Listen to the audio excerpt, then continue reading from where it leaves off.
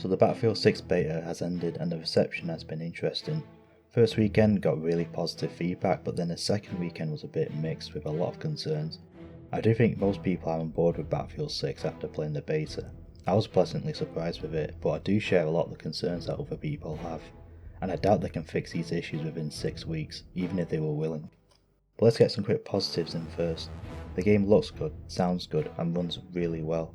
A rare thing to see these days, but it is nice to see. The revived dragon is a great addition, and it needs to be in future installments. The overall aesthetic is grounded, no obnoxious characters or outlandish weapons. It does, at least in appearance, feel like a return to form, as they like to say. I overall had a good time with Battlefield 6. It feels and plays like a good game. But is it a good Battlefield game? I think this is a point of contention that a lot of people have, and this is going to sound pretentious, but it is a valid point. What do people mean by a good Battlefield game? The biggest critique people make is the pacing. It's non-stop action with no downtime, which most people point to the small maps being the biggest offender, or smallest offender. A lot of the community say something along the lines of older Battlefield games weren't like this and were better. But which older games?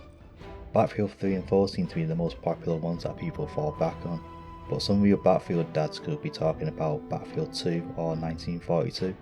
Hell, people could even be talking about Battlefield 1. It came out 9 years ago. Someone could have played that at 12 and be 21 now reminiscing about their teens. All this creates discussions where everyone is just talking past each other. Pacing is a difficult thing to pin down since it's the result of multiple things. Movement, maps, respawn times, oncoming threats, vehicles, gunplay, time to kill and more. People first blame the movement, but the movement, at least in speed, is actually similar to Battlefield 4. The big talking point now are the maps being too small, and I do agree. We've not played the big maps yet since they weren't available in the beta, so the community are making judgments based on what's available. I've also seen some people claim these are smaller variations of the maps, and bigger versions will be in the final game. I've seen nothing official confirming this to be the case. It also seems like we're only getting 2 medium maps and 2 big ones, which is honestly a bit weak. Also, no Wake Island at launch. But it's not just the size, I think the way the maps flow are also a problem. There's a heavy reliance on tunneling, even through the streets or alleyways, with very little open space for longer spread out fighting. All this does is either create mini metro meat grinders where everyone is clustered up, or just complete chaos, where there aren't really any battle lines and everyone is in every direction. I think the movement is a big factor. I already said the movement speed is similar to Battlefield 4, but there is another component, which is the responsiveness or the movement control. I do think the snappy responsive movement encourages more schizo run and gun gameplay. I know it sounds like I'm saying this good thing is actually bad, I'm not, but there's a trade-off to consider. Previous entries really discouraged running and gunning, animations were much slower and your movement control was much more restrictive. These restrictions slowly eroded away as the series went on, which is why everyone said the newest entry feels more like Call of Duty. There is actually some truth to it. You may say this is just a byproduct of how games were made back then and advancements in technology improved the gameplay experience, but I'll point you to 1942. That game had hard-coded mouse acceleration only occur when you was moving to intentionally throw off your aim. Now I don't suggest they just do that or imitate one-to-one an older game, but they clearly didn't run into a run and gun gameplay style, and I think Battlefield 6 could maybe do better with some more weightier movement and less snappy movement control that slows the pacing down. But who knows? The movement now may be fine on the big maps, but the smaller maps just need a reduced player count. Just quickly adding something here. A recent blog post came out and they have confirmed they are tightening up the movement, so we'll see how that plays out. There are other smaller things that affect the pacing.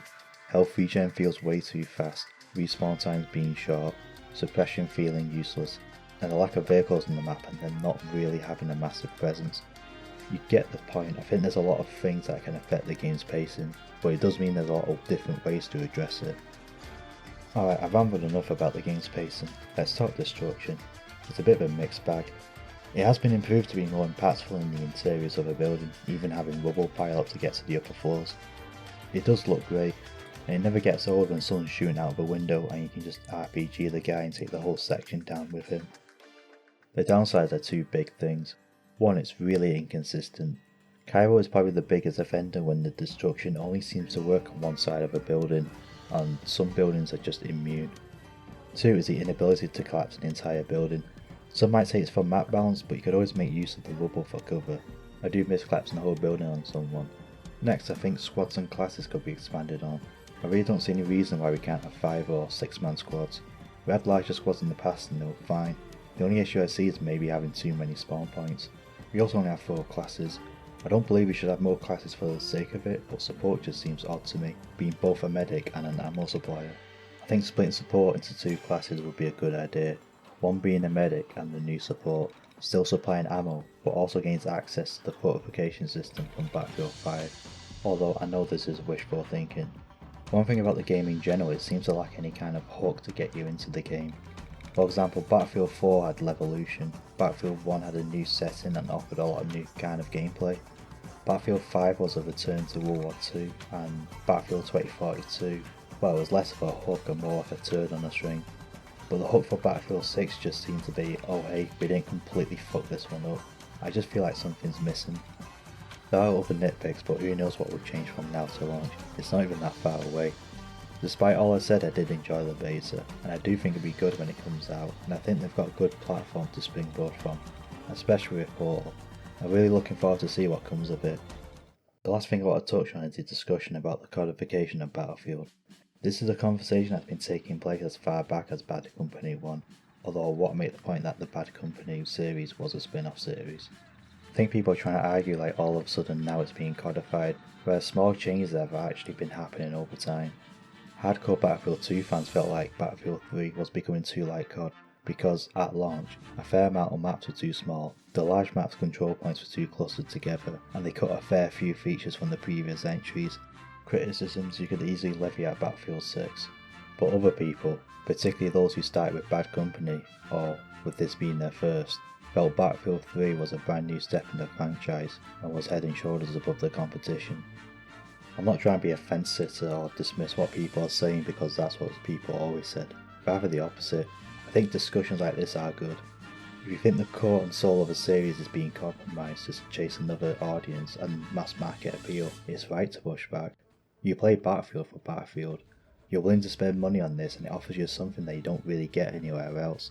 There shouldn't be any shame in saying I'm concerned or unhappy about the direction this may be going, because they already have a Call of Duty or whatever other game.